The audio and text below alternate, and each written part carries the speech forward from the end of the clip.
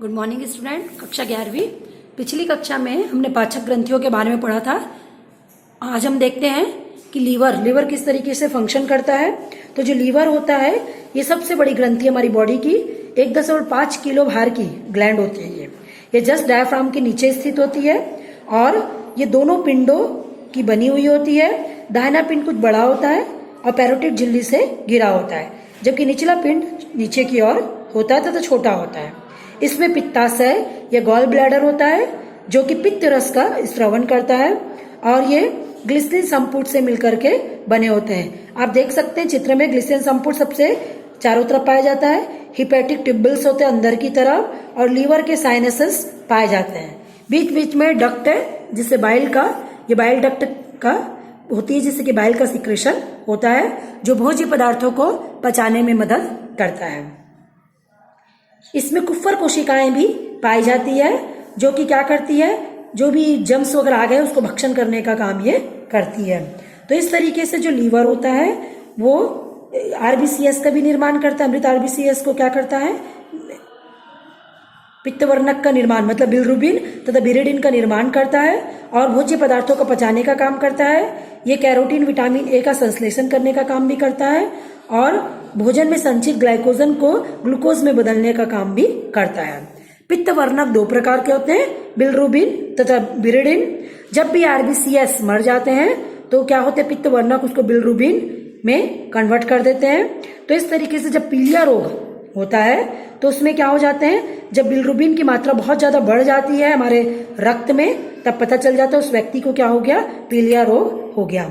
और ये क्या करते हैं, सबसे ज्यादा इनका इन्फेक्शन विषाणुओं के द्वारा सबसे ज्यादा इन्फेक्शन ये लीवर को करता है। इसके द्वारा लीवर डैमेज हो जाता है।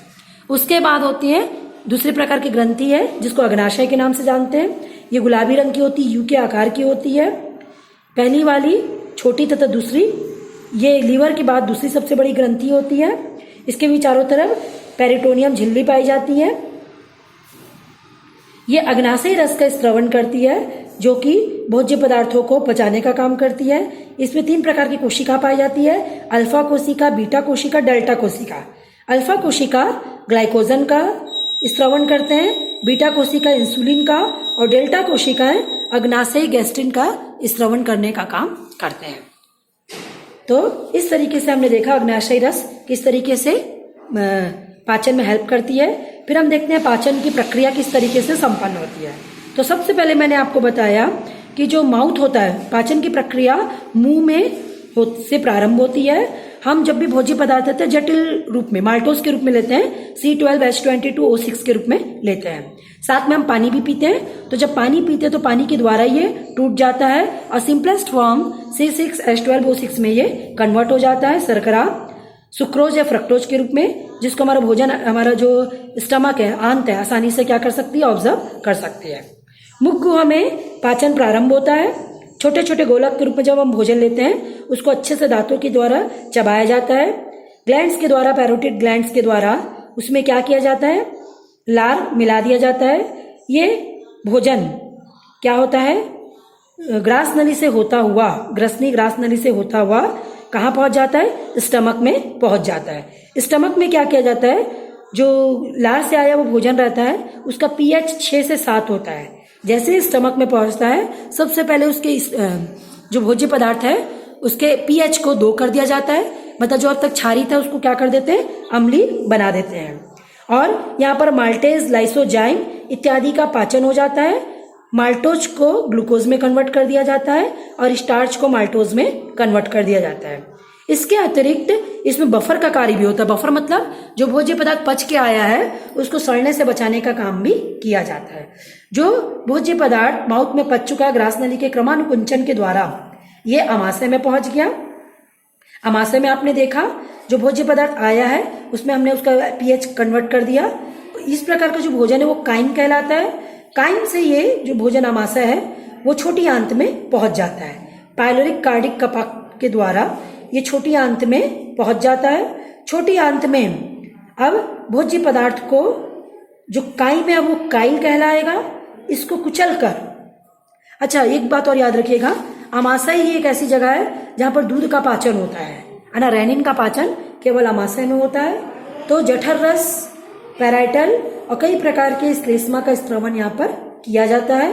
पेप्सिन, हाइड्रोक्लोरिक इत्यादि का पाचन होता है, रेनिन का पाचन होता है, लाइपेज का पाचन होता है और इस तरीके से जो भोज्य पदार्थ है पचा हुआ छोटी आंत में पहुंच जाता है। सबसे पहले छोटी आंत के पहले से ग्रहणी में पहुंचता है। ग्रहणी में भोजन लसलसा होता है और यहाँ पर 2 प्रकार की ग्लैंड्स, कौन कौन सी, अग्नाशय और पित्तरस आकर के यहीं पर खुलती है। तो जो भोज्य पदार्थ जटिल वहां से आया है, यहाँ पर बहुत सारे हार्मोन्स, उसमें पित्तरस, अग्नाशयी रस और हार्मोन्स मिला दिए जाते हैं, है ना, जिससे कि क्या हो जाता है, ये भोज्य पदार्थ अच्छे से पच जाता है। यहाँ पर कार्बोहाइड्रेट और प्रोटीन का पाचन होता है, परंतु जो वसा है उसका पाचन यहाँ पर नहीं पाता है। इसलिए जो वसा में घुलनशील विटामिन ए, डी, ई का अवशोषण भी यहाँ पर हो जाता है। क्रमानुकुंचन की गति के द्वारा इस भोज्य पदार्थ को पीछे की ओर धकेल दिया जाता है। अब ये भोजन पूरा का पूरा छोटी आंत का दूसरा हिस्सा इलियम में पहुंच जाता है। इलियम से होता हुआ बड़ी आंत में पहुंच जाता है। बड़ी आंत में पाचन का कोई भी काम नहीं होता, केवल वहां पर उसमें जल मिलाकर उसको सड़ने से बचाया जाता है। फिर बड़ी आंत के पिछले हिस्से से होता हुआ, कॉलन से होता हुआ, रेक्टम से होता हुआ भोज्य पदार्थ बाहर की तरफ निकल जाता है और इस तरीके से का जो भोजन होता है ना, उसको अपशिष्ट पदार्थ के नाम से भी जाना जाता है। तो इस तरीके से भोजन के हमने पाचन की प्रक्रिया देखी। उसके बाद जो भोजन होता है हमको हमेशा संतुलित भोजन लेना चाहिए। संतुलित का मतलब होता है जिसमें कार्बोहाइड्रेट, है ना, वसा, प्रोटीन बराबर मात्रा में उम्र, आयु, वर्ग के अनुसार ली जाती है, ना कम ना ज्यादा।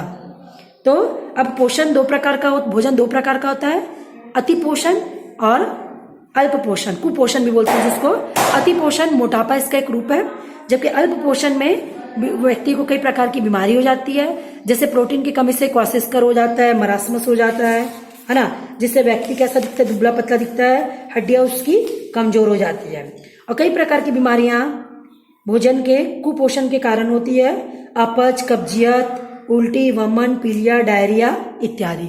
तो इस तरीके से इस चैप्टर में हमने भोजन के पाचन और अवशोषण के बारे में देखा। आप इस चैप्टर को अच्छे से पढ़ के देखिए, कहीं पर कोई प्रॉब्लम हो तो आप पूछिए।